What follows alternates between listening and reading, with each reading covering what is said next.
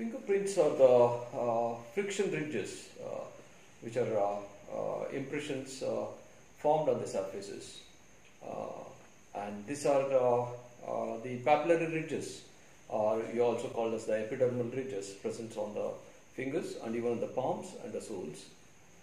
And these fingerprints are so-called papillary ridges or the epidermal ridges. These are usually formed at 12 to 14 weeks of intrauterine life. The formation do occur at this particular age group, that is in the intrauterine life, and the formation of the prints will be complete by around some 24 to 26 weeks of intrauterine life. So in simple terms, to mean that when the baby is born, the fingerprints are totally matured or totally formation is complete, means the prints taken at the birth will remain until the death of an individual. So this important character of this particular prints that makes it a unique method of identification. The fingerprints have been classified as the holes and the loops and the arches and the composite varieties. So these are 4 different ways it has been classified. At the same time, this particular fingerprints, especially all the close family members will have a general pattern. So hence, based on this similarity in the pattern of the family members, it is also, scientists also believe that it has been inherited. And in these papillary ridges of the fingerprints, it will be closely studied for nearly around some 12 to 20 points variations in those ridge patterns, like the arch formations, the loop formation, the lake formations, the arching and alpha, delta, and this is how it has been named based on the study of the ridge patterns in each of the fingerprints. And this is based on these variations in the ridge pattern, and the identity of the individuals has been made, or it's been proved. Yes, fingerprints can be erased.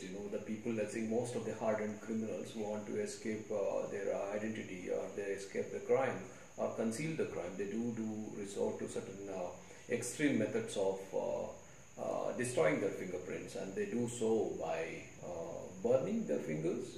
This is something which we also come across, and even burning with fire, and even burning with acids and corrosives. That's other method, and many of the criminals have been well known that they erase the fingerprints by surgical methods.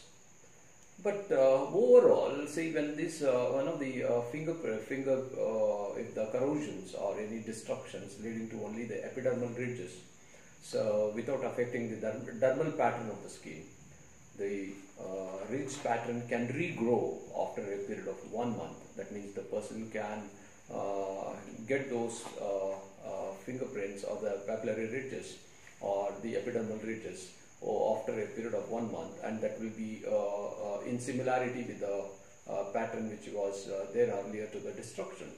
And other methods wherein, especially due to the old age, where the skin become elastic, and most of the ridge patterns, will decrease in the size at the same time, and the the furrows will also get decreased. Thereby there will be some variations in the ridge pattern as the person grows old, especially in the senile individuals. That also been noted. Apart from this, people suffering from psoriasis and scaly skins and dermatitis, so they do have some variation in the pattern of the ridges, thereby affecting the fingerprints. Yes, there are many conditions wherein a person can take birth without fingerprints. Yes, that is possible, because it has been told that there are some 7 extended families who are known to be, or who have been identified that they are born without fingerprints.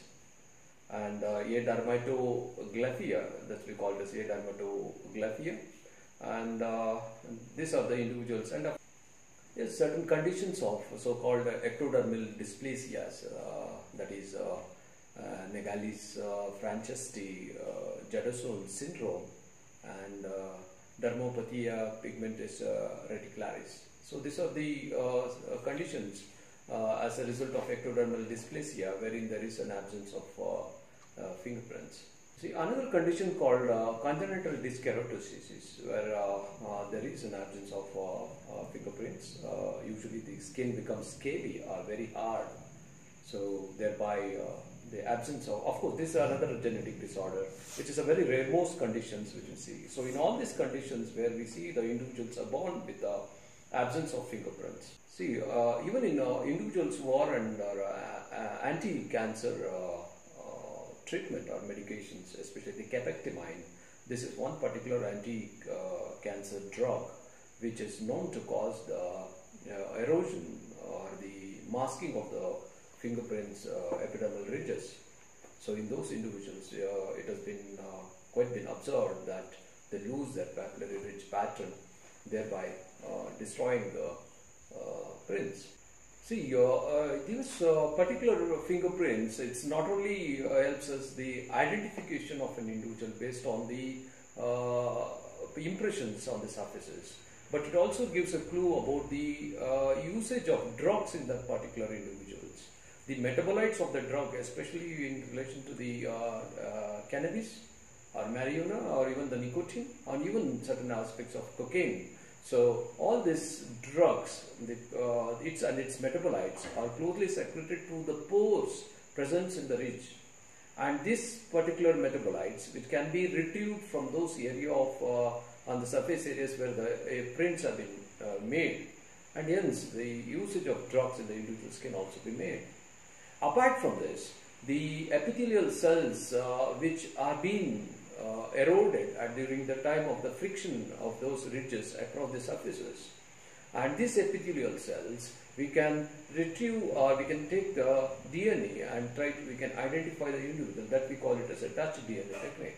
So another new method of identification and the most sophisticated method of identification has definitely come into existence, and we call it as a microbial forensic technique of identification. And this, the microbiome, or so-called the DNA retrieved from the bacteria, fungi and the viruses from the intestinal bacterial flora, have been analyzed and studied about the individual's environment, the deceased, the food pattern and his habits. So all these things have been studied by those DNA retrieved from those bacteria and viruses and the fungi, and this helps to identify an individual. And this has become a newer method of identification. We call it as microbial forensic technique, and it's also known that many of the US courts have allowed this method of identification.